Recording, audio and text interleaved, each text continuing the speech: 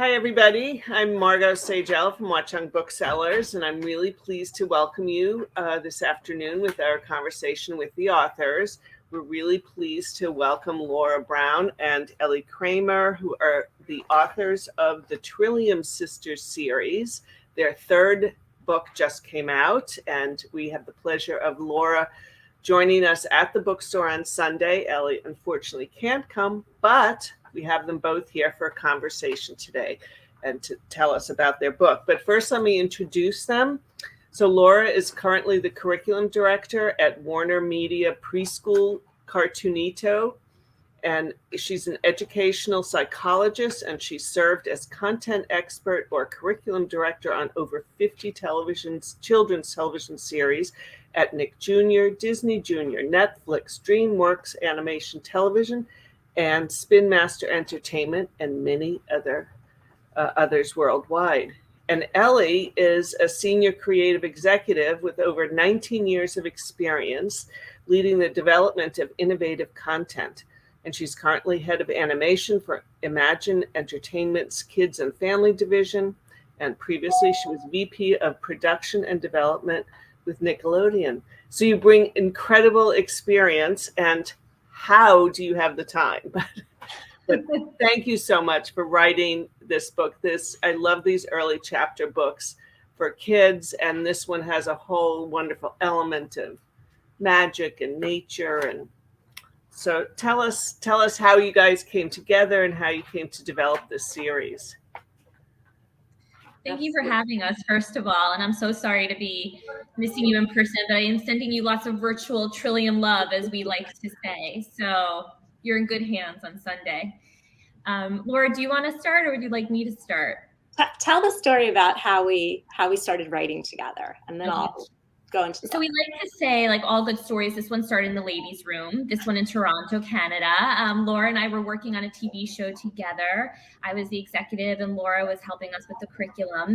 And we were in the ladies' room on a break for this big writing brainstorm where we were trying to come up with story ideas.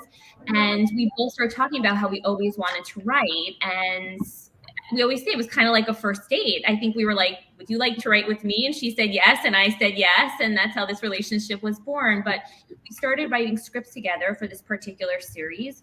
And after that successful collaboration, we just realized like this should be the beginning, not the end of what, has really become this beautiful partnership.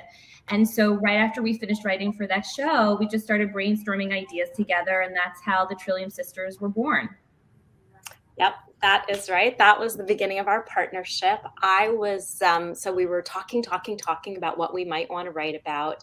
And I had gone on a family vacation skiing. I am the worst skier in my family. So I was by myself on sort of a gentle slope, and it was just the most gorgeous day. And I stopped, and there was this big stand of Douglas firs. And I thought to myself, what's beyond that? Maybe there could be a whole village. Who lives there? And how would you live on a mountain like this? Would the animals wander in and out of the village and really be part of the life there? Maybe everybody lives in a treehouse. Maybe they zip line to work or they kayak, but there's no cars. And I just couldn't stop thinking about this world. My imagination just started going, and I wanted every child to have the experience of being in that beautiful, majestic place. And I came home and I told Elly about it, and she was equally excited, and we started thinking about characters, right, Elly? Yeah, and I should say I don't ski, but the way Laura described it, I got it. I really felt it, and I saw the setting. And I had always wanted to tell stories around families. I just feel like it's this universal theme. Everyone has a family. They all look different.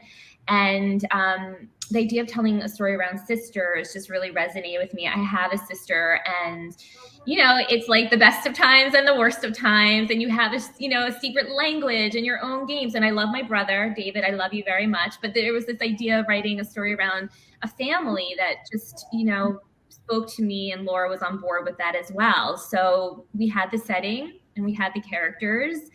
The name came later, many months, if not years later, but that was really the origin of how the idea came about. So I'm just, the Trillium, where did that come from? So a trillium is an actual flower, and it has 3 Oh. petals, and it is found in the setting that we were imagining, which is Okay. kind of like the Rocky Mountains.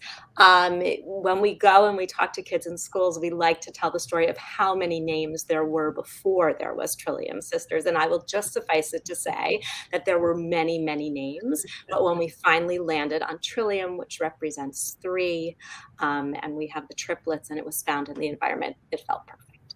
That's so And I great. should say, as someone who loves a pun, it's trillsome, it's trilltastic. I mean, it's endless. So that also is great fodder. Yeah, we're having fun with that. Yes. Right. And so who's your audience? Who are you reaching with these wonderful series? Yeah, so the books work really well as an independent level reader for 7 to 9-year-olds. You know where your child falls within that, you know, above or below where those averages might be, but that's sort of the range. We're finding that it works really well as a shared reading experience or a reading aloud for younger as well, 5 and 6. And we do a lot of school visits and working with kids, and we're finding that 10-year-olds are also enjoying it as well. In terms of the main themes and who might be interested in it, you know, in a nutshell, it is the story of these triplets who live on this beautiful alpine mountain with their father, who's the vet for all the animals on the mountain, and their younger brother. And they discover that they have been gifted. When he found them on the mountain, they each had a trillium petal charm, and they discover in the first book that the charms can combine to give them magical powers, but they have to figure out why. Why have they been given this incredible gift? And they do over the course of the rest of the series. So there's, you know, interesting information about family dynamics, sibling dynamics, animals, nature. These girls really are in love with nature and the whole setting. They're in love with nature. So children who want to become good stewards of the earth, interested in ecosystems and how things sort of one thing affects the next. Those are all relevant themes if your child is interested in that kind of thing. But they're all interwoven so nicely with the story of the girls and the energy and all that. So it's great. Thank you. We appreciate that. And so we have 3, right? Book 3 just came out. And what's the plan? Like, how many are we hoping to write? That is a great question. You want to take it, Ellie? Sure. Well, we are just about to finish the 4th, which is, we will say, is a mystery, a really good one, we think and hope. And then we hope for more. We really hope for more. I know I speak for Laura when I say we would love nothing more than to continue writing for our girls and to our girls. That would be great. That would be great. And you both come from TV backgrounds. So how is that? How does that work with your writing?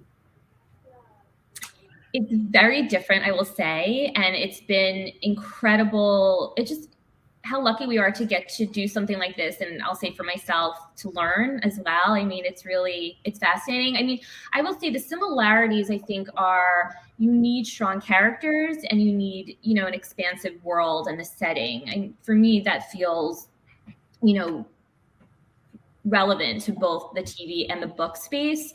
But it was really fascinating because our early submissions, our editor would always remind us, you're not writing for television, you're writing books. I think, you know, there were times where we were maybe overly descriptive or overly word dialogue heavy, or just certain notes we got that she was, you know, reminding us this is for the page. And it's been really, I will say, every time we're about to start writing, I get nervous and Laura jumps right in, and I love that about her.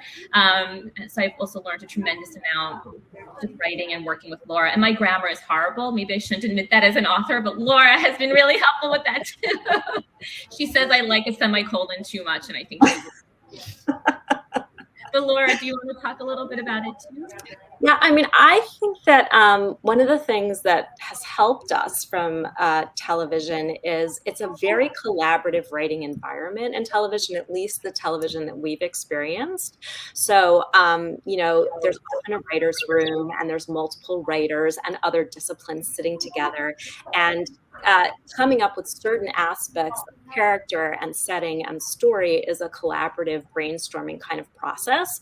And when we talk with kids in schools, we talk about writing as a collaborative process, because sometimes, kids are used to just sort of writing on their own. But Ellie and I very much take that collaborative model that we learned in television writers' rooms, and we apply it to how we're doing this. And that's really how we're able to co-write a book, which is not the easiest thing to do, but we have that model that we are leaning on. So do you actually physically meet? Like, do you sit together and work, or do you each take parts and write? Or Well, I mean, one interesting thing is we're on opposite coasts.